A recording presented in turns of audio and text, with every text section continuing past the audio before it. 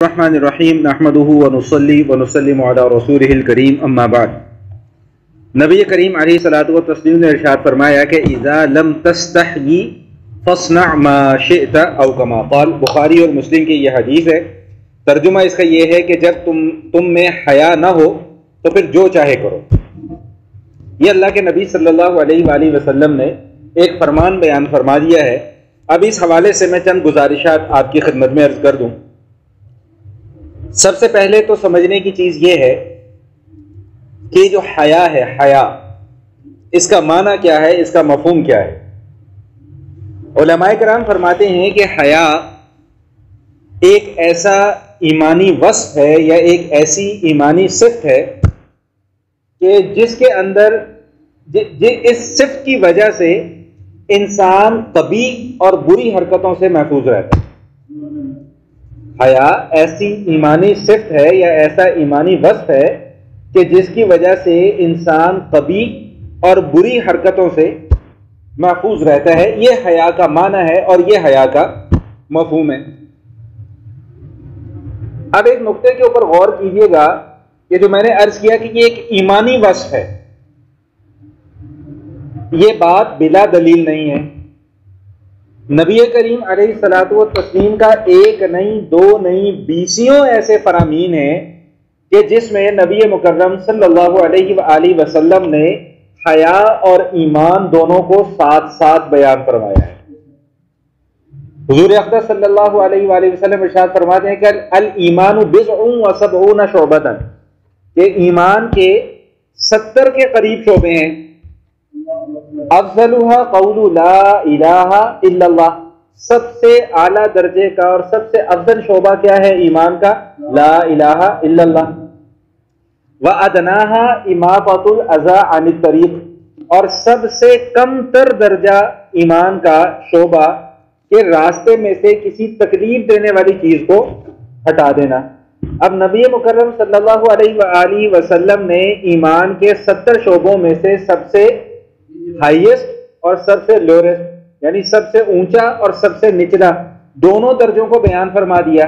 تو اب ایمان کے سارے شعبے ان کے اندر آ گئے، لیکن اس کے باوجود اسی حدیث میں حضور اقدس صلی اللہ علیہ وآلہ وسلم فرماتے ہیں والحیاء شعبۃ من الایمان، کہ حیا ایمان کا شعبہ ہے۔ حالانکہ اوپر جو دو شعبے بیان کر دیے، اوپر والا اور نیچے والا، اس میں سارے شعبے آ گئے، لیکن حیا کو علیحدہ سے بیان فرمانے کا مقصد یہ تھا کہ اس کی تاکید اور اس کی اہمیت بہت زیادہ ہے۔ چنانچہ ایک اور موقع پہ حضور اقدس صلی اللہ علیہ وآلہ وسلم ارشاد فرماتے ہیں کہ الحیاء والنعاء شعبتان من الایمان، کہ حیا کا وصف اپنانا اور کم گفتگو کرنا، کم بولنا، یہ ایمان کے دو شعبے ہیں۔ والبذاء والبیان شعبتان من النفاق او کما قال، اور فحش گوئی کرنا یعنی گندی باتیں کرنا، بری باتیں زبان سے نکالنا اور بہت زیادہ بولنا، ضرورت سے زیادہ بڑھ بعض لوگوں کو عادت ہوتی ہے نا، ہر وقت بولتے رہتے ہیں فضول قسم کی گفتگو جس کا کوئی مقصد نہیں ہوتا، لا یعنی گفتگو۔ تو حضور اقدس صلی اللہ علیہ وآلہ وسلم ارشاد کیا فرما رہے ہیں کہ بے حیائی اور بدگوئی، بہت زیادہ بولنا، یہ شعبتان من النفاق، یہ نفاق کے دو شعبے ہیں۔ علماء کرام فرماتے ہیں کہ حیا جو ہے نا، اس کے بنیادی طور پہ 3 درجے ہیں۔ سب سے پہلا درجہ یہ ہے کہ اللہ سے حیا کرنا۔ دوسرا درجہ کیا ہے؟ لوگوں سے حیا کرنا۔ اور تیسرا درجہ کیا ہے کہ خود سے حیا کرنا۔ میں اس کی وضاحت انشاءاللہ کر دے دوں، پہلے ایک حدیث سن لیں۔ حدیث کا مفہوم اور خلاصہ یہ ہے کہ حضور اقدس صلی اللہ علیہ وآلہ وسلم نے ارشاد فرمایا کہ اللہ سے ایسے حیا کرو جیسا کہ اس سے حیا کرنے کا حق ہے۔ یعنی اگر میں اس کو آسان لفظوں میں کہوں تو اس کا ترجمہ یہ ہوگا کہ اللہ سے ایسے شرماؤ جیسا کہ شرمانے کا حق ہے۔ تو صحابہ کرام رضوان اللہ تعالی علیہم اجمعین نے عرض کیا کہ یا رسول اللہ، ہم اللہ سے شرماتے تو ہیں، حیا کرتے تو ہیں، اور کیسے حیا کریں؟ تو اب جو باتیں نبی پاک صلی اللہ علیہ وآلہ وسلم نے ارشاد فرمائی ہیں، یہ نہایت قابل توجہ ہیں اور نہایت قابل عمل ہے۔ سب سے پہلی بات حضور اقدس صلی اللہ علیہ وآلہ وسلم نے جو ارشاد فرمائی اس کا مفہوم میں آپ کے سامنے عرض کر رہا ہوں. فرمایا کہ جو تمہارے دماغ کے اندر پیدا ہونے والے خیالات ہیں نا، یہ خیالات پاک ہونے چاہیے. کوئی اوٹ پٹانگ قسم کا خیال دماغ کے اندر نہ آئے، کوئی برا خیال ذہن کے اندر نہ آئے، کسی کو تکلیف پہنچانے کا خیال. یہ سارے خیالات برے ہیں. برے خیال کا مطلب صرف گندگی نہیں ہے، برے خیال کا مطلب غیر اخلاقی رویے. دوسری بات حضور اقدس صلی اللہ علیہ وآلہ وسلم نے جو ارشاد فرمائی اس حدیث کے اندر، فرمایا کہ تمہارا جو پیٹ ہے نا، پیٹ یہ بھی پاک ہونا چاہیے. دماغ بھی پاک ہو، پیٹ بھی پاک ہو. پیٹ پاک ہونے کا کیا مطلب؟ حرام پیٹ کے اندر نہ جاتا ہو. تیسری بات ارشاد فرمائی کہ قبر کا خیال ہو. چوتھی بات ارشاد فرمائی کہ موت کا خیال. یہ چار باتیں. اور پھر اس کے بعد ارشاد فرمایا کہ جو شخص دنیا کی زیب و زینت کو ترک کر دیتا ہے اور آخرت کی فکر میں لگ جاتا ہے، جو یہ 5 کام کر دے گا تو پھر نبی پاک صلی اللہ علیہ وآلہ وسلم نے ارشاد فرمایا کہ اب اس نے اللہ سے شرمانے کا حق ادا کر دیا. اب اللہ سے اس نے حیا کرنے کا حق ادا کر دیا. تو پہلی بات کیا ہے؟ حیا کا پہلا درجہ کیا ہے کہ اللہ سے حیا کرنا. حیا کا دوسرا درجہ کیا ہے؟ لوگوں سے حیا کرنا. اب لوگوں سے حیا کرنے کا کیا مطلب ہے، جس کا میں نے اشاروں میں ذکر کر دیا کہ کسی کے متعلق برا سوچنا بند کر دیں، کسی کو نقصان دینے کی فکر کرنا، کسی کو برا بھلا کہنے کے متعلق سوچنا. اور یہ درجہ کب حاصل ہوتا ہے؟ جب انسان کم ملتا جلتا ہے اور کم بولتا ہے. جن لوگوں کا میل جول زیادہ ہوتا ہے، جن لوگوں کی زبان 24 گھنٹے چلتی رہتی ہے، ان سے تکلیفیں بھی زیادہ پہنچتی ہیں. ان سے دیکھیں، میں ایک چھوٹی سی ایک مثال آپ کو دیتا ہوں. مثال کے طور پہ ایک شخصیت ہے، مشہور شخصیت ہے، علمی شخصیت ہے، لوگوں کو ان کے اوپر بڑا اعتماد ہوتا ہے کہ یار یہ بڑا عالم ہے. لیکن جب وہ لوگوں کے ساتھ گھلتا ہے، ملتا ہے، بیٹھتا ہے، تو یاد رکھیے گا گناہوں سے پاک کوئی بھی نہیں ہے، معصوم کوئی بھی نہیں ہے سوائے انبیاء کرام کے. اب کسی سے کوئی لغزش ہو گئی، کسی سے کوئی بات زبان سے نکل گئی تو وہ فوراً پکڑ میں آ جاتی ہے. تو اس لیے تاکید کیا کی جا رہی ہے کہ بھئی لوگوں سے حیا کرو. کیا مطلب؟ کہ تمہاری وجہ سے لوگ بدظن نہ ہو، تمہاری وجہ سے کسی کو نقصان نہ پہنچے، تمہاری وجہ سے کسی کو اذیت نہ پہنچے. اس کا مفہوم بہت وسیع ہے، پھیلاتے چلے جائیں گے، پھیلتا چلا جائے گا. میں صرف سمجھانے کے لیے مختصر عرض کر رہا ہوں. اور تیسرا درجہ حیا کا کیا بیان فرمایا کہ تیسرا درجہ حیا کا یہ ہے کہ انسان اپنے آپ سے حیا کرے. اپنے آپ سے حیا کرنے کا کیا مطلب ہے؟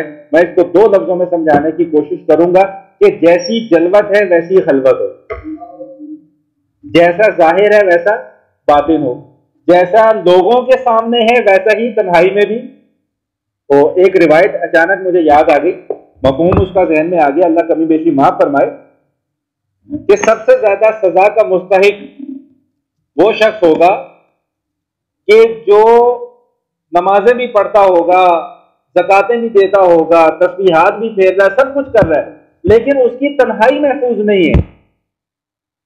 جب تنہائی میں بیٹھتا ہے تو پھر معاملہ گڑبڑ ہو جاتا ہے، تنہائی محفوظ نہیں ہے اس کی. تو ایسا شخص اللہ کی نگاہ میں بہت بڑا مجرم ہے. تو ہاں ایک حدیث اور بھی مجھے یاد آ گئی. ہمارے یہاں 2 اصطلاحات استعمال ہوتی ہے نا، سچا آدمی اور جھوٹا آدمی. تو سچا آدمی ہم کسے کہتے ہیں؟ جو سچ بولتا ہو. جھوٹا آدمی ہم کسے کہتے ہیں؟ جو جھوٹ بولتا ہو. اللہ کمی بیشی معاف فرمائے، حدیث کا مفہوم اچانک میرے ذہن میں آ گیا. میں نے پڑھا نہیں ہے ایگزیکٹ حدیث کے الفاظ، لیکن مفہوم ذہن میں آ گیا. بھائی سچا آدمی کون ہے؟ سچا آدمی وہ ہے کہ جس کی لوگوں کے سامنے پڑھی گئی نماز اور تنہائی کی پڑھی گئی نماز ایک جیسی ہو. جن لوگوں کے سامنے تو بڑے خشوع و خضوع کے ساتھ نماز پڑھی جا رہی ہے، لیکن جب بند کمرے میں جا کے اکیلے نماز پڑھنے کا موقع مل جائے تو کبے کی طرح ٹھونگیں ماری جا رہی ہیں. تو اللہ کے نبی کے فرمان کے مطابق ایسا آدمی سچا آدمی، کیونکہ اس کا ظاہر اور باطن ایک جیسا نہیں. تو حیا کا تیسرا درجہ کیا ہے؟ کہ ظاہر اور باطن ایک جیسا ہو. حضور اقدس صلی اللہ علیہ وآلہ وسلم ارشاد فرماتے کہ حیا جو ہے نا، حیا یہ بھلائی ہے. جس کے اندر حیا ہوگی وہ بھلائی کو کھینچ کر لے کے آئے گا، اور جس کے اندر حیا نہیں ہوگی وہ بھلائی کو کھینچ کر نہیں لائے گا. اس سے پھر شر ہی پھیلے گا، اس سے پھر برائی پھیلے گی۔ تو بات سمجھ میں آ گئی ہے کہ نہیں آ گئی ہے؟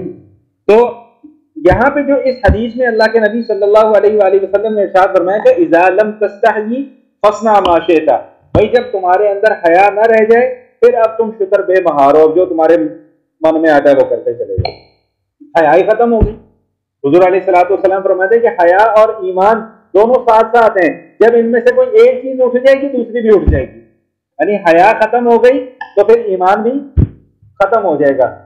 تو اس حدیث کا یہ مطلب نہیں ہے کہ کوئی خدا نہ خواستہ گناہ کرنے کی کھلی چھٹی دی جا رہی ہے، بلکہ خبر دی جا رہی ہے کہ جب انسان کے اندر سے حیا کا وصف ختم ہو جاتا ہے نا، پھر اس کے اندر ایمان بھی باقی نہیں رہتا۔ پھر اب وہ کالا کرے، گورا کرے، چٹا کرے، پیلا کرے، نیلا کرے، جو مرضی کرے، پھر اس کے اعمال کی کوئی بقت باقی نہیں رہ جاتی، اس کے اعمال کی کوئی حیثیت باقی نہیں رہ جاتی۔ یہی وجہ ہے، میں ایک حدیث اور بھی آپ کے ساتھ ملاتا ہوں، پھر میں اس کی بھی تھوڑی سی وضاحت کر دوں کہ حضور علیہ الصلوۃ والسلام ارشاد فرماتے ہیں کہ تمہارے جسم کے اندر گوشت کا ایک لوتھڑا ہے، اگر وہ ایک گوشت کا لوتھڑا سدھر جائے تو تمہارا پورا وجود سدھر جائے، اور اگر وہ گوشت کا لوتھڑا خراب ہو جائے تو تمہارا پورا وجود خراب ہو جائے۔ فرمایا کہ الا وہی القلب، آگاہ رہو وہ دل ہے۔ دل پاک ہوگا، کیونکہ ایمان کا تعلق کہاں سے ہے بھائی؟ دل سے۔ تقوی کا تعلق کس سے ہے؟ دل سے۔ دل پاک ہوگا تو پھر اس کا اظہار جو ہے وہ حیا کی صورت میں ہوگا، اور اگر دل ہی گندا ہو جائے تو پھر انسان جو مرضی کرتا پھر اس کی کوئی حیثیت باقی نہیں رہ جاتی۔ یہی وجہ ہے کہ اللہ تعالیٰ نے جو دل تک اعمال کے پہنچنے کا راستہ ہے اس راستے کے اوپر پابندی لگا دی ہے۔ مردوں کو کیا حکم دیا کہ اپنی نگاہوں کو نیچے رکھو، عورتوں کو کیا حکم دیا کہ اپنی نگاہوں کو نیچے رکھو۔ آج کل لوگ کہتے ہیں کہ پردہ تو دل کا ہوتا ہے، پردہ تو دل کا ہوتا ہے۔ میرے ذہن میں ایک بات اللہ پاک نے ڈال دی آپ حضرات کی برکت سے، میں اس کی ایک مثال سے وضاحت کرتا ہوں۔ دیکھیں، ایک گھر ہے، بڑا خوبصورت صاف ستھرا پاک صاف گھر ہے، لیکن اس گھر کو آنے والا جو راستہ ہے وہ راستہ گندا ہے۔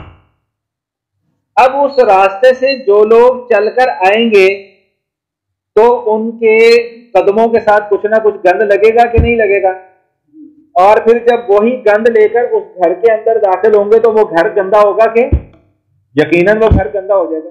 یہی حال دل کا ہے کہ دل تک پہنچنے کے راستے جو اللہ پاک نے بنائے ہیں وہ ہے آنکھ ہے، زبان ہے، کان ہے۔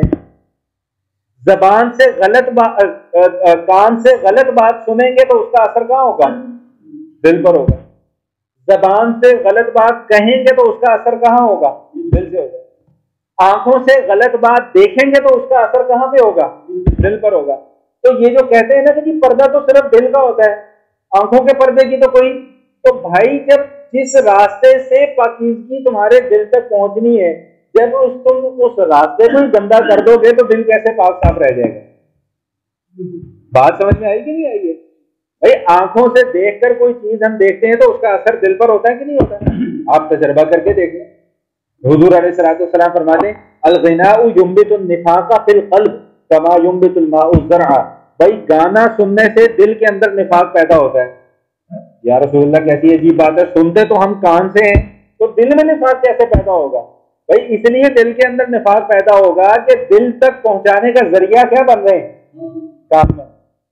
تو وہی مثال اب سمجھ میں آ گئی ہوگی کہ راستہ اگر گندا ہو تو گھر پاک صاف نہیں رہ سکتا، تو جب آنکھیں ہی گندی ہو جائیں گی تو پھر دل پاک صاف نہیں رہ سکتا۔ یہی وجہ ہے کہ حضور اکرم صلی اللہ علیہ وسلم فرما رہے ہیں کہ یہ جب حیا کا وصف تمہارے اندر سے ختم ہو جائے، ایمانی وصف ہے نا، جب یہ ختم ہو جائے تو پھر بھائی ٹھیک ہے، تم اب آزاد ہو، جو تمہارے جی میں آتا ہے وہ تم کرتے چلے جاؤ۔ تو اس حدیث کے اندر اللہ کے حبیب صلی اللہ علیہ وآلہ وسلم نے ہمیں یہی بات سمجھانے کی کوشش کی ہے۔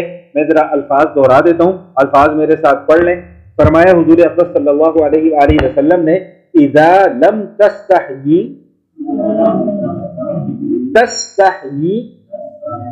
فاصنع ما شئت، اذا لم تستحی